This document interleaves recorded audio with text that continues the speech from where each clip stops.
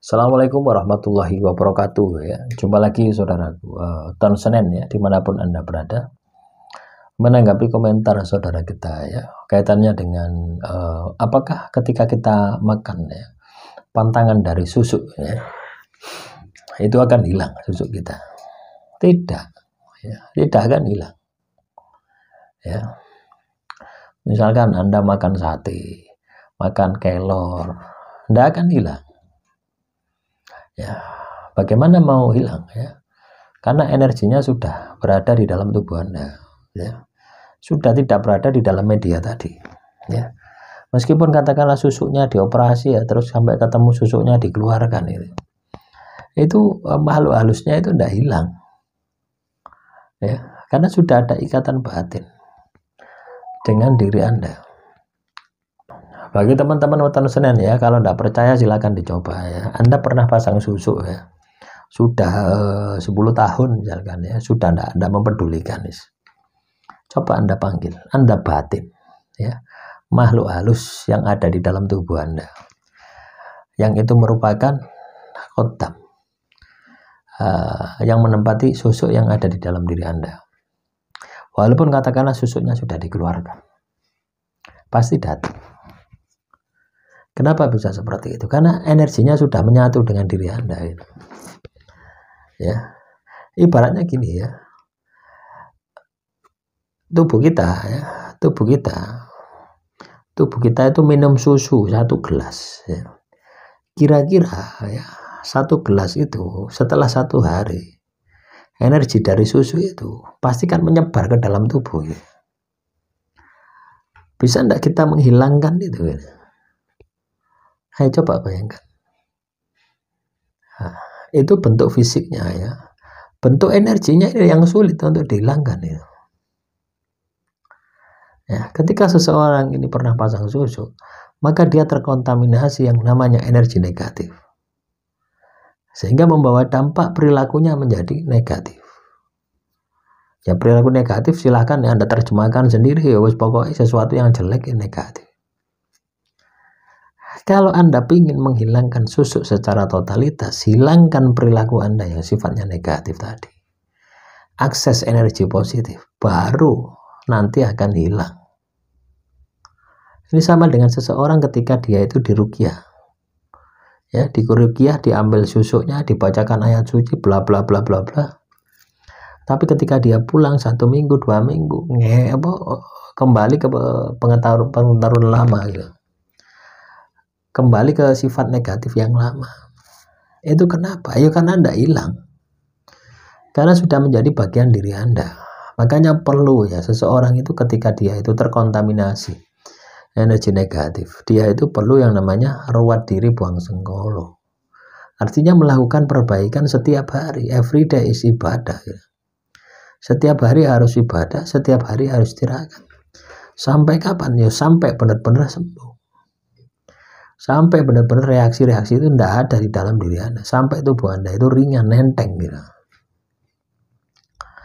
Ini sama ya, kalau misalkan ya orang terkena sihir, orang terkena teluh, orang terkena santet ya, terkena sihir, teluh, santet, itu karena bukan kemauan orangnya ya, bukan kemauan saya ini terkena santet, tapi karena ada orang yang benci dengan diri saya, akhirnya kirim santet.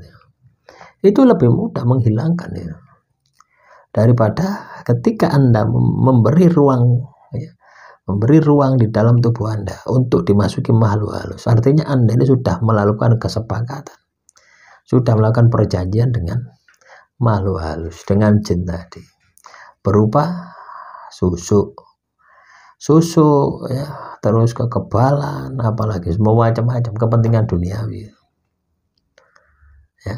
Yaitu salah cara membersihkannya, yaitu kondisikan atau buat diri Anda itu selalu berada di dalam kondisi positif. Energi Anda ini harus positif, jangan sampai negatif. Ketika energi Anda positif, maka ya, makhluk halus yang ada di dalam tubuh Anda dari susu itu lambat laun akan pergi, tidak kerasan itu.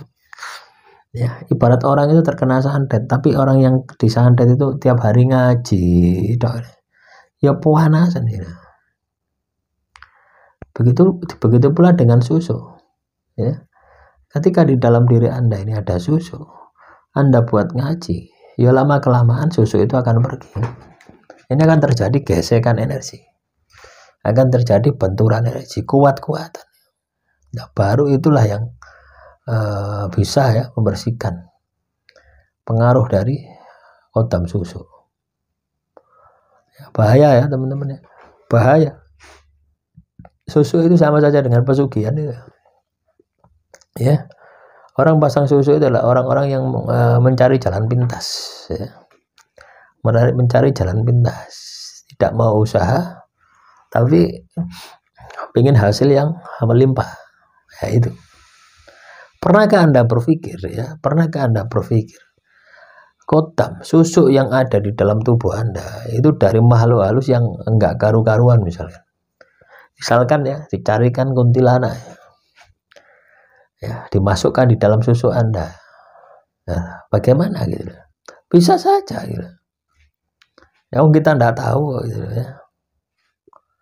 Kalaupun katakanlah itu kodamnya benar ya, dari keilmuan yang dipelajari oleh dukunnya atau kiainya atau siapapun ya. Ya banyak tuh sekarang itu kiai berkedok, dukun berkedok kiai juga banyak. Ya, jadi Anda harus waspada. Yang penting apa? Ketika Anda sudah memahami apa yang saya sampaikan kaitannya dengan susu, ya jangan coba-coba pasang susu. Kalau Anda ingin tampan, kalau Anda ingin cantik, itu cukup jaga suci Anda, jaga wudhu Anda, jaga diri Anda dari hadas kecil dan besar. Itu aura Anda ya pasti memancar setiap hari. Tidak percaya silahkan dibuktikan. Ya, jadi sebenarnya susu itu murah, gitu ya. Susu yang kita itu melakukan di jalan Tuhan itu murah, tapi susu yang pakai media-media makhluk halus, ya media-media yang ditanam, orang tidak paham gitu ya. Bahwasanya yang ditanam itu adalah ada makhluk halusnya. Ya. Dia hanya berpikir, oh itu intan, oh itu berlian, oh itu adalah emas, oh itu adalah perak dan sebagainya. Orang berpikirnya bendanya tadi, tapi tidak pernah berpikir bahwasanya makhluk halusnya yang menempati benda tadi.